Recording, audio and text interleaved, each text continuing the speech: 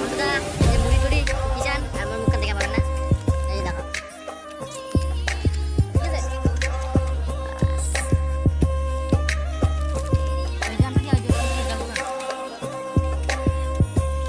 চিংড়ি খাওয়া হয়, এই চিংড়ি দেখো, বুঝলেন, চিংড়ি নিবেন, আমি খাওয়াই। ঠিক আছে।